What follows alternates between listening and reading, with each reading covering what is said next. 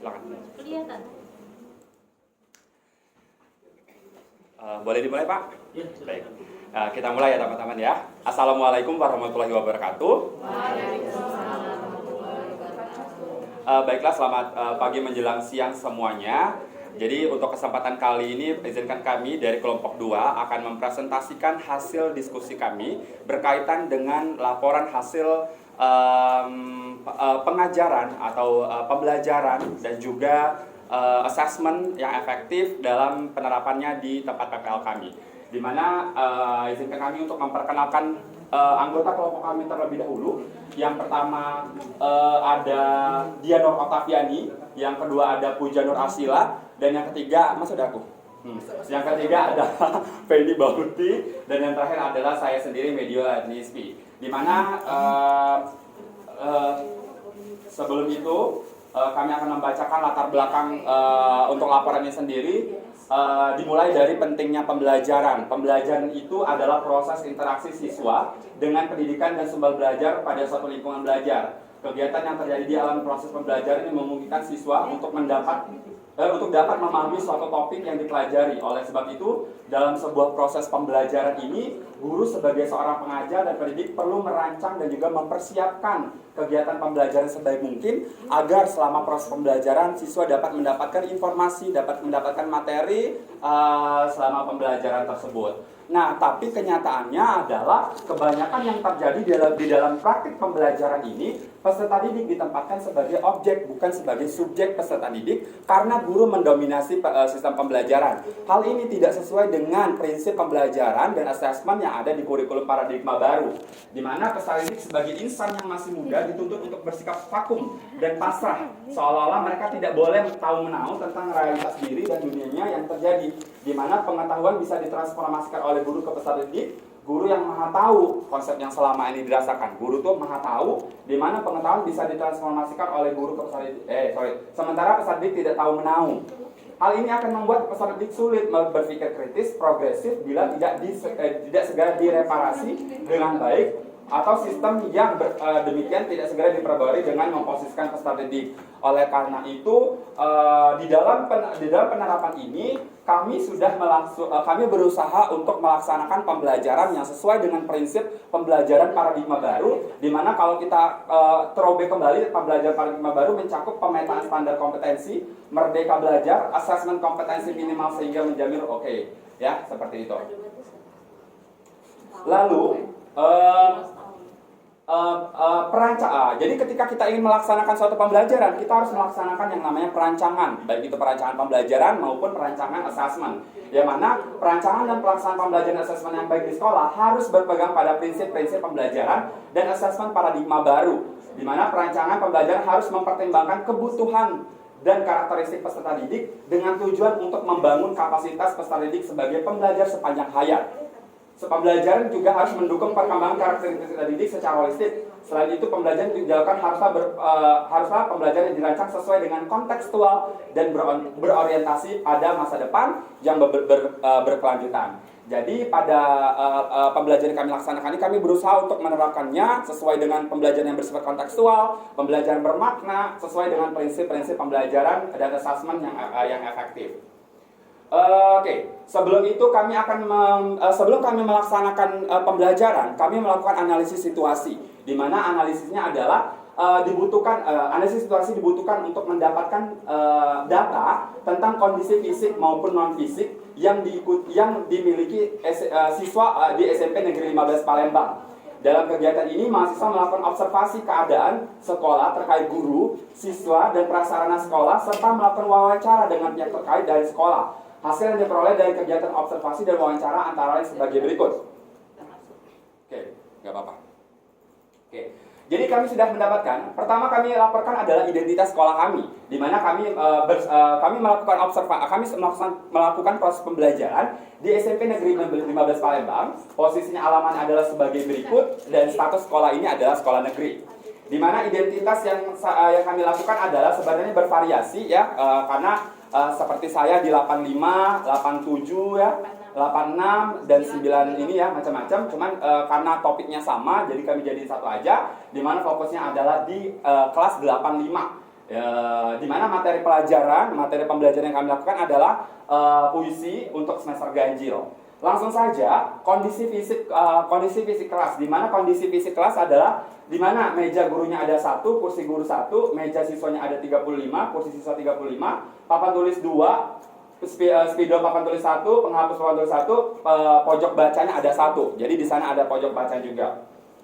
Langsung aja berikutnya adalah potensi kelas. Jadi sebelum kita melaksanakan proses pembelajaran, kita melakukan analisis potensi kelas dulu, di mana dalam proses kegiatan pembelajaran di kelas 85 SMP Negeri 15 Palembang yang dilakukan setiap Senin sampai dengan Jumat pada siang hari pada pukul 12.40 sampai dengan 17.00 dengan suasana kelas yang kondusif, nyaman untuk proses pembelajaran sehingga dapat terjadi proses pembelajaran menyenangkan. Berikut ini kelas yang kami laksanakan penelitian lagi. Apa sih namanya ini? Praktik ini ya. Praktik ini begini situasi kondisi kelasnya, di mana pada sini kami melakukan proses pengambilan data potensi kelas. Nah, jadi kelas ini memiliki ruangan yang nyaman, ya kami katakan ruangannya nyaman, yang didukung oleh kursi belajar jenis kipas dan pencahayaan yang mendukung. Kelas ini memiliki aliran listrik yang digunakan untuk menghidupkan kipas angin agar suasana kelas nyaman dan menghubungkan proyektor yang dapat mendukung media pembelajaran. Kelas ini juga luasnya pas sehingga guru dan peserta didik dapat bergerak leluasa ketika proses pembelajaran berlangsung. Jadi tidak sempit teman-teman. Terus kelas ini memiliki lemari sebagai tempat penyimpanan buku siswa. Nah, nih. Jadi di belakangnya itu ada lemari, di belakang siswanya ada lemari. Oh ya di depan ya. Kelas ini memiliki lemari sebagai tempat penyimpanan siswa sehingga rapi dan aman. Dari segi administrasi, kelas ini mencetak jadwal pembelajaran yang berada di sini, dana kelasnya juga, dan memiliki buku daftar hadir yang ada di meja, dan kemajuan kelas guna membantu guru dalam melakukan proses identifikasi kemajuan proses belajar siswa. Nah, berikutnya adalah potensi peserta didik. Jadi potensi peserta didik yang dimiliki masing-masing peserta didik di SMP Negeri 15 Palembang itu berbeda-beda. Namun kelas ini memiliki antusiasme yang baik terlihat selama proses pembelajaran peserta didik aktif, tetapi tetap kondusif. Mereka dapat diajak kerjasama untuk mencapai tujuan pembelajaran. Saya tidak tahu ya, apakah memang siswanya seperti itu atau karena kami yang mengajar, tapi antara siswa dan guru terbangun engagement yang baik gitu.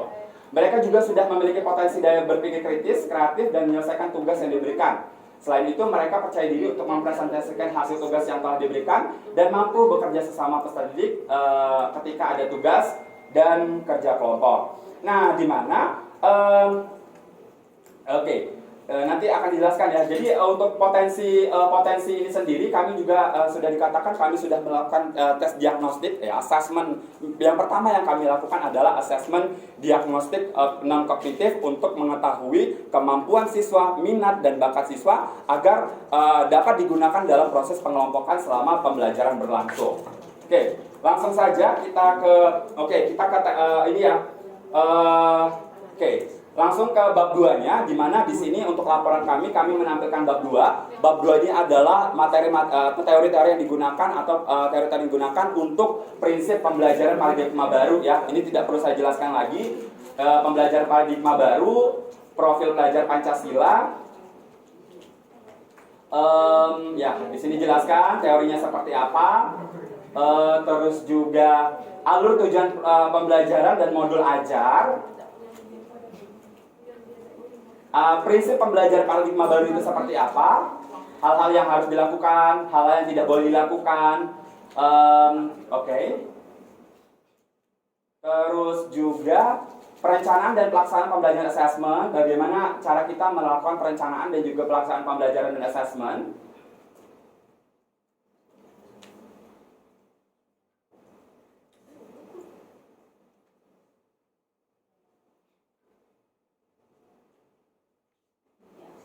Perencanaan, kami juga melakukan proses perencanaan dan pelaksanaan asesmen diagnostik. Ini adalah tahapan-tahapannya.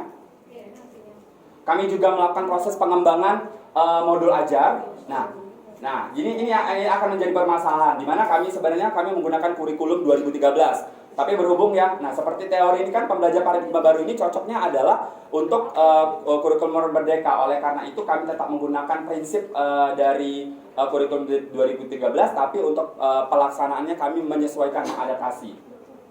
Di mana kami melakukan proses pengembangan modul ajar. Harapannya adalah ketika pemerintah belum ada modul ajar, berarti pemerintah bisa menggunakan modul ajar buatan kami. Kan pengembangan. Tidak masalah. Terus kami menginformasikan juga komponen modul ajar paradigma baru itu harus ada apa aja. Ya, dari mulai pendahuluan sampai dengan lampiran. Bagaimana strategi mengembangkan modul ajar.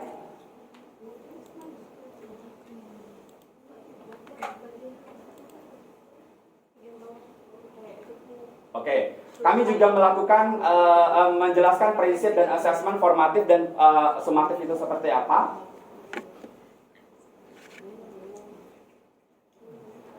Ini adalah bentuk-bentuk dari instrumen penilaiannya. Tapi di dalam pembelajaran kami menggunakan rubrik saja, ya, salah satunya aja rubrik. Teknik penilaiannya adalah kami melakukan teknik observasi untuk menilai karakteristik efektif siswa. Terus untuk penilaian secara kognitif atau pengetahuan kami berupa project dan juga tes tertulis.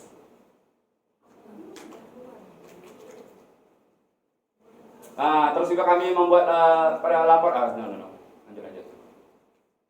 Oke, langsung saja. Inilah hasil dari laporan kami, di mana di dalam proses laporan ini kami melakukan prosesnya itu adalah dari mulai persiapan, pelaksanaan sampai dengan hasil dari proses pembelajaran itu sendiri. Dan untuk persiapan itu sendiri akan dijelaskan oleh Puja Nur Asila SPD. Kepada Puja Nur Asila SPD saya persilakan. Oke, untuk awal sebelum kita melakukan PPL tentunya kita harus melakukan persiapan. Nah, di persiapan ini telah disiapkan oleh tim dari PPG Prajabatan 201 untuk melakukan PPL di SMP Negeri 15. Yang pertama, pembekalan PPL. Seperti yang kita tahu bahwa sebelum kita terjun ke sekolah, 3 minggu sebelum kita terjun, kita melakukan pembekalan dengan dosen pembimbing maupun guru pamong. Lalu selanjutnya ada penyerahan mahasiswa PPL ke sekolah. Di minggu ketiga kita semua dihantarkan oleh dosen pembimbing ke sekolah sebagai serah terima mahasiswa PPL untuk melakukan observasi dan praktik mengajar di sekolah yang bersangkutan. Lalu selanjutnya kegiatan kita di minggu-minggu selanjutnya observasi. Sebelum melakukan praktik mengajar tentu kita harus melakukan observasi untuk mengetahui kemampuan sekolahnya, kemampuan siswanya maupun hal lainnya seperti aspek fisik dan non fisik tersebut. Lalu setelah kita melakukan observasi, kita udah tahu nih bagaimana keadaannya, keadaan sekolah itu, keadaan siswanya, maka kita akan melakukan persiapan untuk praktik mengajar. Nah, persiapan yang dilakukan sebelum kegiatan PPL dimulai adalah 1. Mengadakan koordinasi jadwal PPL yang dilaksanakan bersama koordinator lapangan dan seluruh tim PPL. 2. Konsultasi dengan guru kelas sehari sebelum melakukan observasi dan praktik mengajar. Jadi setiap sebelum kami mau observasi maupun mau melakukan praktik mengajar, kami akan selalu konsultasi dengan guru pamong maupun dosen pembimbing. Lalu membuat RPP, rencana perencanaan pembelajaran, yang sesuai dengan mata pelajaran dan materi yang akan diajarkan. Itu pun kami konsultasikan dulu dengan guru pamong dan dosen pembimbing. Lalu membuat media dan alat pembelajaran dan berapa mata pelajaran perlukan untuk adanya media. Kami konsultasikan juga medianya. Lalu mengkonsultasikan RPP yang telah dibuat. Setelah semuanya dibuat, lalu kami konsultasikan benar atau tidak. Selanjutnya pelaksanaan PPL akan dilanjutkan oleh Kak Penny Bautin. Baiklah, ya. Baik, terima kasih Kak Puja Nur Asila yang telah menjelaskan, ya, sudah disimpulkan bahwasanya sebelum melaksanakan proses pembelajaran, kami melakukan dulu observasi terlebih dahulu, di mana kami melihat kondisi kelas itu seperti apa, fasilitas yang tersedia itu apakah sudah ada yang berguna untuk kami merancang bagaimana perencanaan dari pembelajaran dan juga asesmen itu sendiri. Sudah dikatakan bahwasanya kami juga sudah melakukan sebuah konsultasi juga dengan guru pamong kami berkaitan dengan persiapan dari proses pembelajaran dan asesmen yang dilakukan di sekolah tersebut. Berikutnya adalah kalau tadi kita sudah berbicara tentang persiapan, selanjutnya kita akan langsung ke pelaksanaan dari proses pelaksanaan pembelajaran ya, pelaksanaan pembelajaran atau pelaksanaan PPL itu sendiri. Silakan Kak Feni Bauti. Oke, terima kasih Medio. Sekarang kita di bagian pelaksanaan PPL. Seperti kita ketahui bahwa di kelas kita ada yang PPL di SMP Negeri 15 sekitar 4 kelompok. Nah, kami adalah kelompok kedua. Secara umum, PPL yang telah kita laksanakan bersama di SMP Negeri 15 itu dimulai dari 5 Oktober sampai dengan 17 Desember 2022. Di kelompok kami sendiri, kami mendapatkan guru pamong yang mengampu kelas 8 dan kelas 9. Kelas 8 sendiri ada 3 kelas yang kami dapatkan, Medio 85, saya 86, Puja 86, saya 87. Kelas 8 itu sama alokasi waktunya 2 kali 45 menit, beda di harinya saja.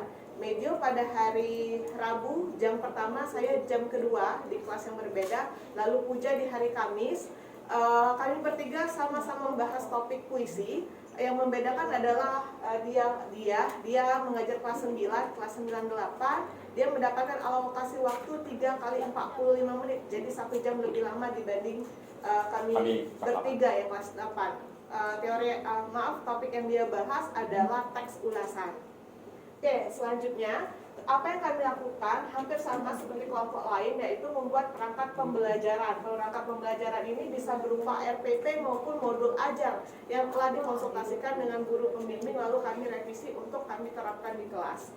Yang kedua, setelah membuat perangkat pembelajaran, kami merevisinya ya, rencana pembelajaran atau modul ajar dari tujuan pembelajarannya, strategi, pendekatan, lalu media, lalu juga kegiatannya apakah berkesinambungan dengan tujuan pembelajaran atau tidak, asesmennya apakah berkesinambungan tujuan pembelajaran atau tidak, lalu bagaimana alokasi waktunya.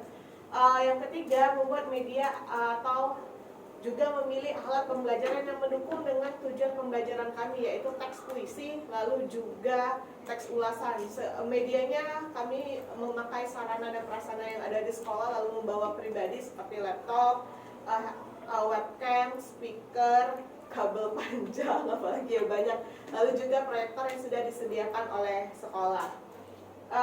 Keempat, praktik mengajar hampir sama 5 Oktober sampai 17 Desember. Total mengajar itu ada 2 kali, cuman yang satu yang diambil itu yang terakhir, yang kedua di bagian menulis puisi, lalu menganalisis teks ulasan.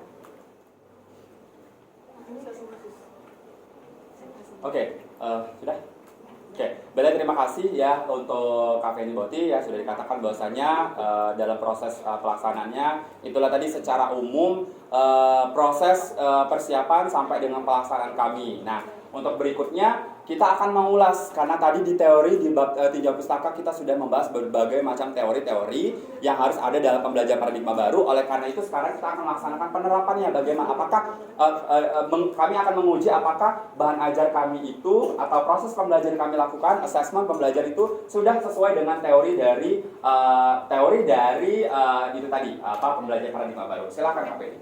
Oke, jadi ini hasil praktik mengajar yang kami lakukan sebanyak 2 kali ya, dan kami setiap mengajar itu selalu hadir semua. Ketika Medio mengajar, kami hadir, saya mengajar, yang lainnya juga hadir turut membantu dan mendukung. Jadi apa yang kami dapatkan yang tadi ya, pengalaman untuk membuka atau memulai pembelajaran, menyampaikan materi, teknik motivasi, karena sebagian kami itu backgroundnya itu kebanyakan dari bimbel, jadi atmosfer mengajar di bimbel dengan kelas sangat berbeda.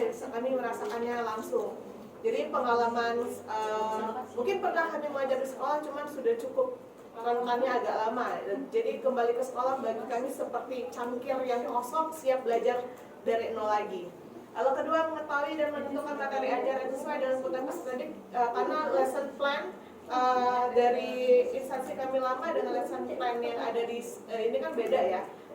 materi atau poin-poinnya. Jadi kami juga seperti belajar lagi, lalu mendapat kesempatan untuk lebih memahami anak dengan cara melakukan observasi, lalu dari hasil observasi itu dikembangkan menjadi tujuan pembelajaran, lalu juga asesmen yang akan dilakukan, memilih media dan alat yang edukatif dan interaktif yang sesuai dengan tujuan pembelajaran yang mendukung ya. Lalu menggunakan kemampuan atau kompetensi kami dalam membuat rencana pembelajaran secara individual ataupun modul ajar secara individual. Selanjutnya media, silakan. Oke, baiklah. Itu tadi hasil praktik mengajar kami secara umum. Berikut ini adalah proses pembelajaran paradigma baru yang telah kami laksanakan. Kepada Kak Kunja saya persilakan. Oke, saya akan menjelaskan kembali. Di proses pelaksanaan PPL di SMP Negeri 15, terutamanya di kelas 8-5, yang sudah menerapkan pembelajaran paradigma baru dengan menjadikan kurikulum mereka sebagai landasan dalam pembuatan modul ajar. Kenapa kurikulum mereka? Yang pertanyaan pada kelas 8 kan, seperti yang sudah dijelaskan oleh Medio, kami menyesuaikan dengan materi yang kami dapatkan di sekolah karena tidak ada salahnya semua hal itu tuh butuh pembaruan kan. Itulah fungsi kurikulum itu. Ada beberapa sekolah bahkan sudah menerapkan kurikulum mereka kok di kelas 8 itu. Di SMA kelas 11 pun juga sudah ada yang kurikulum mereka. Jadi tidak salahnya jika kami menggunakan modul ajar sebagai acuan kami dalam melakukan praktik pembelajaran.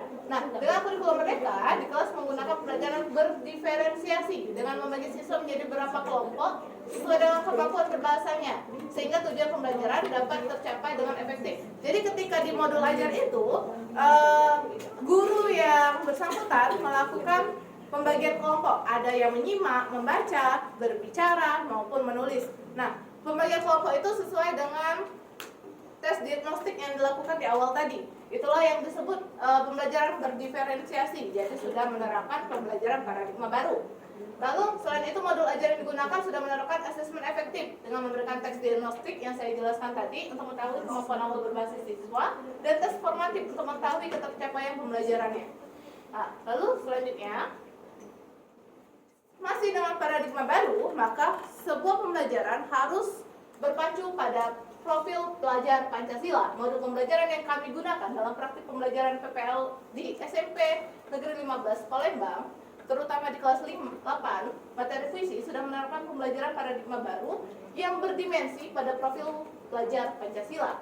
Sehingga tentunya pembelajaran itu pasti berpihak pada peserta didik. Dengan mengedepankan profil Pancasila dalam proses pembelajaran, guru dapat mengetahui kompetensi dan karakter dari 6 dimensi disiplin ilmu profil pelajar Pancasila. Menerapkan profil pelajar Pancasila dapat dilihat di modul ajar seperti yang sudah ada tertampil di sini, boleh dibaca.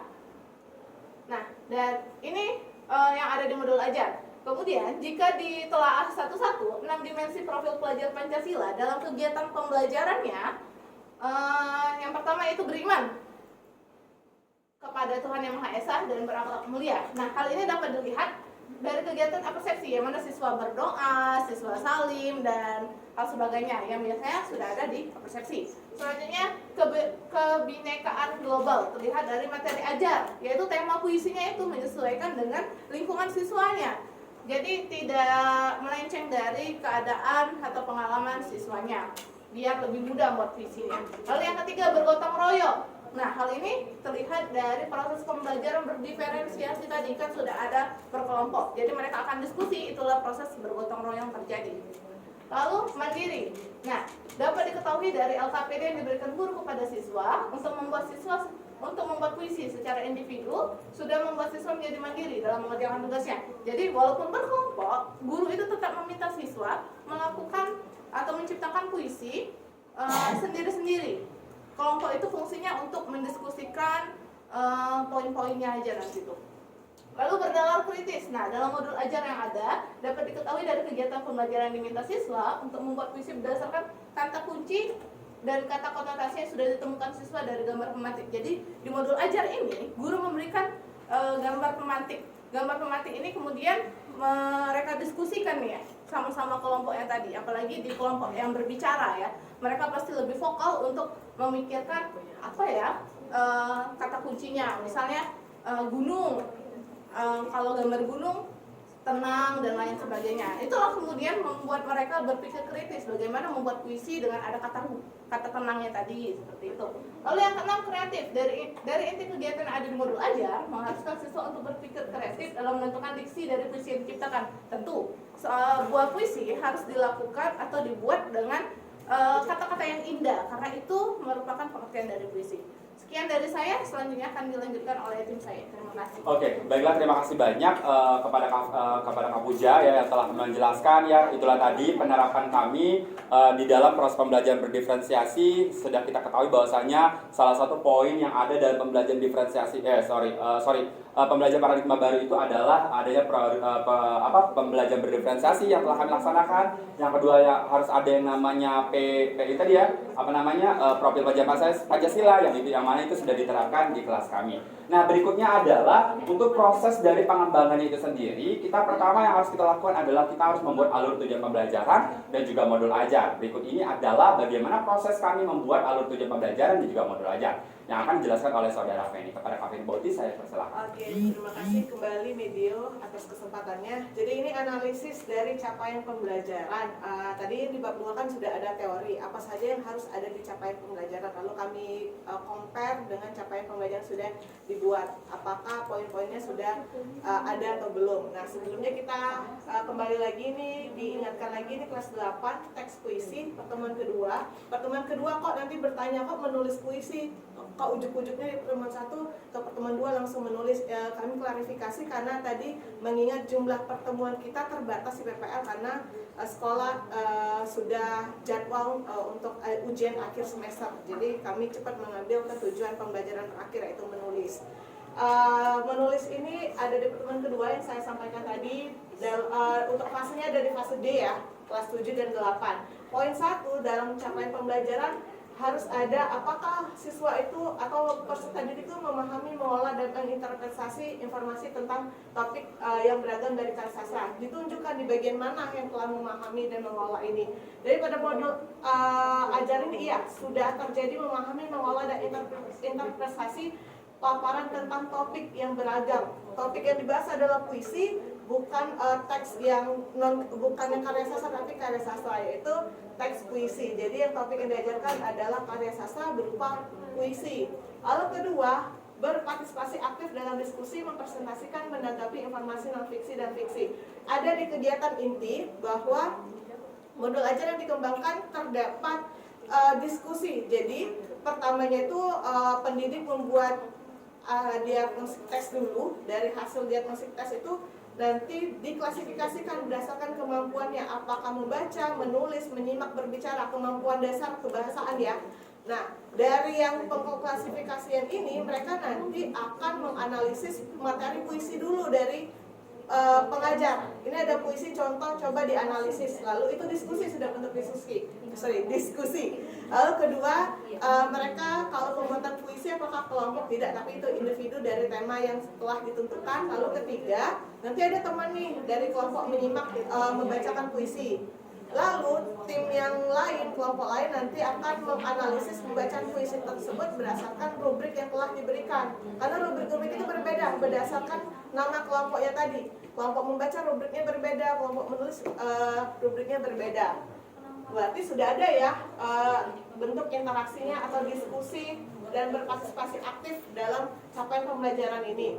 Lalu ketiga, menulis sebagai teks untuk menyampaikan pengamatan dan pengalamannya dengan lebih terstruktur dan menuliskan tanggapan. Poin pentingnya apakah ada mereka menulis tanggapan atau karya dan juga menanggapi peserta didik lain? Ada.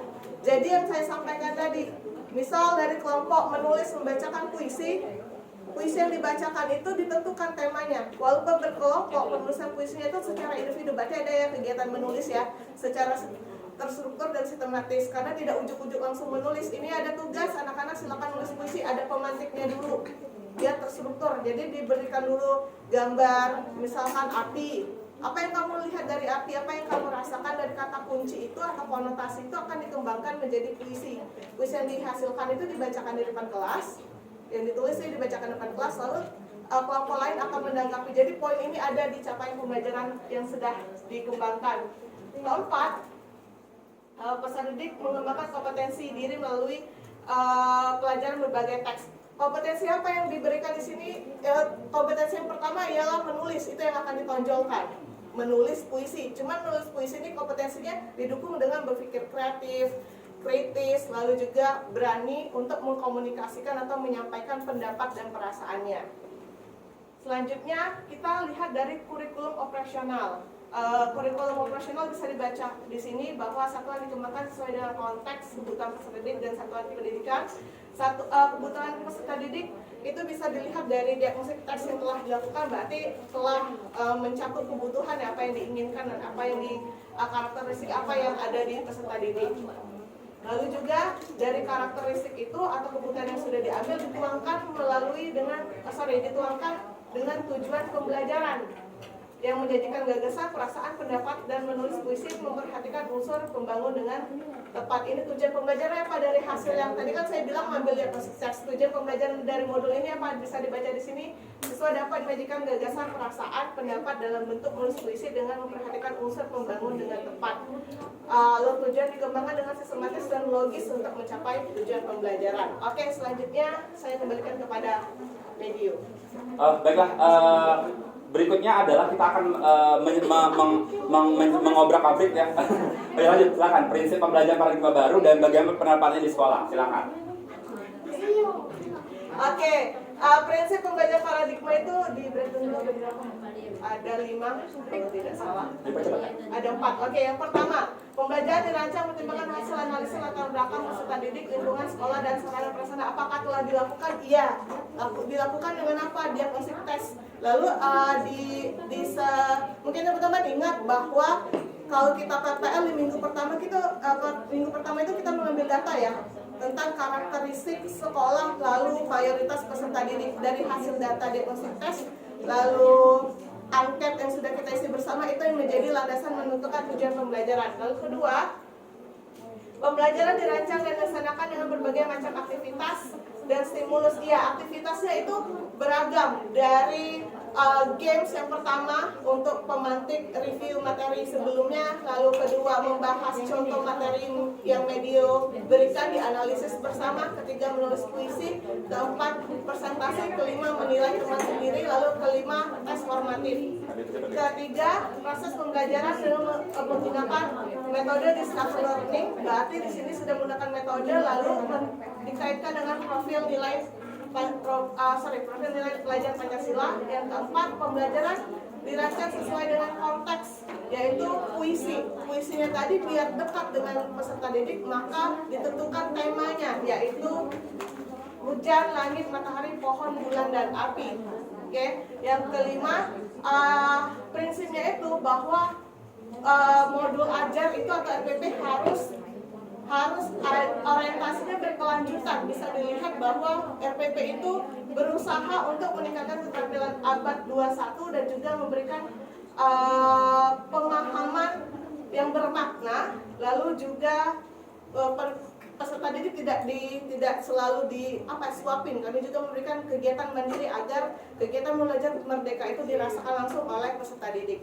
Demikian penjelasan dari saya, kembali ke Baik, terima kasih Saudara Ferry. Jadi secara keseluruhan dari prinsip-prinsip pembelajaran dan pembelajaran paradigma baru, kami mengklaim bahwasanya kami sudah menerapkan pembelajaran paradigma baru karena kami sudah membuktikan dari poin-poin tersebut kami tersedia semuanya. Berikutnya adalah terakhir ya, sebentar saja. Proses perencanaan dan pelaksanaan asesmen. Kalau tadi pembelajaran, sekarang asesmen. Nah, kita buktikan apakah ada atau tidaknya. Silakan kepada saudara dia. Aduh. Dipercepat ya.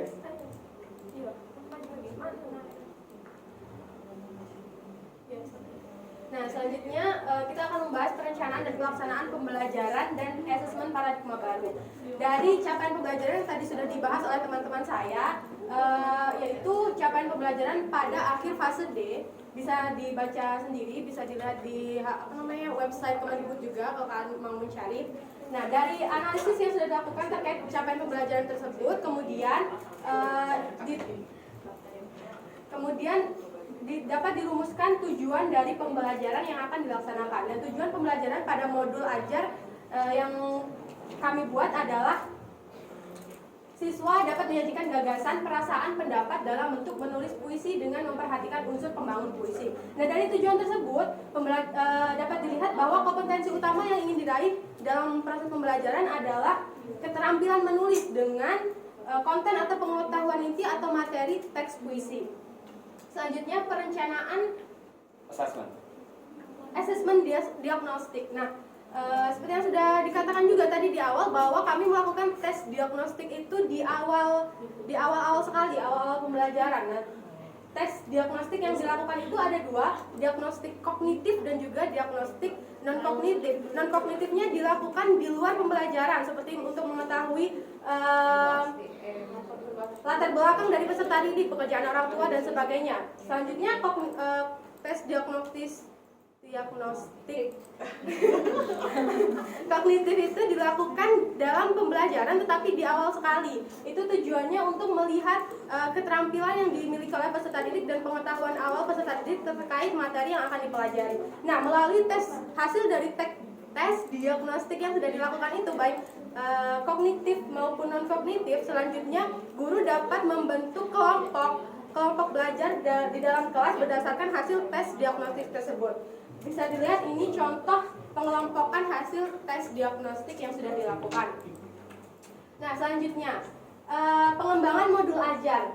Dari pengembangan modul ajar yang sudah dilakukan, ternyata berdasarkan hasil analisis kami, modul ajar tersebut sudah sesuai dengan komponen yang telah ditentukan oleh pemerintah, yaitu ada informasi umum dari modul ajar, kemudian ada identitas umum, kemudian ada kompetensi awal, lalu selanjutnya ada juga profil pelajar Pancasila, kemudian ada sarana dan juga prasarana di dalam kelas, ada target peserta didik, lalu ada model pembelajaran yang digunakan. Kemudian di bagian kompetensi inti terdapat juga tujuan pembelajaran sudah ada di dalam modul tersebut. Asesmen yang dilakukan juga sudah tercantum dalam modul ajar tersebut. Kemudian pemahaman bermakna juga pembelajaran bermakna juga sudah ada dalam modul ajar tersebut.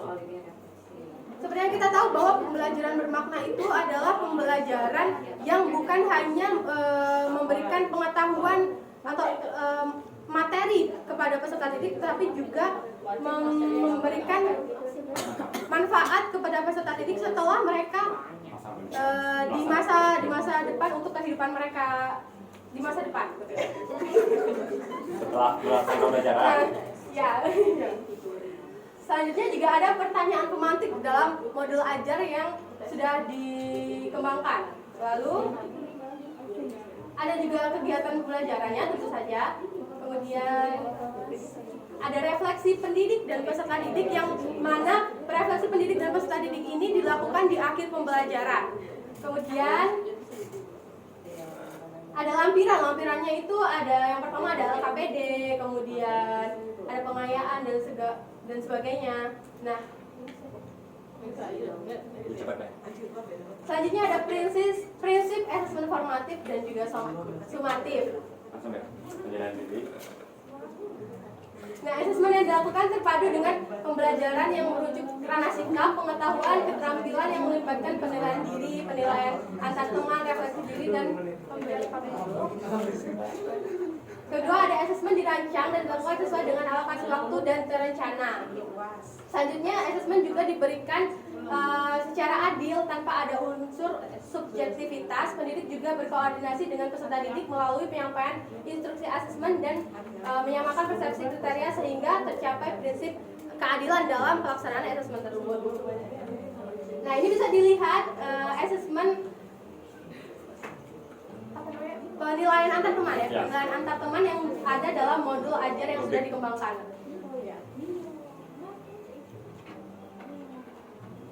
Nah, selanjutnya setelah pelaksanaan asesmen ada laporan kemajuan yang digunakan sebagai dasar penerapan strategi tindak lanjut untuk mengembangkan kompetensi peserta didik.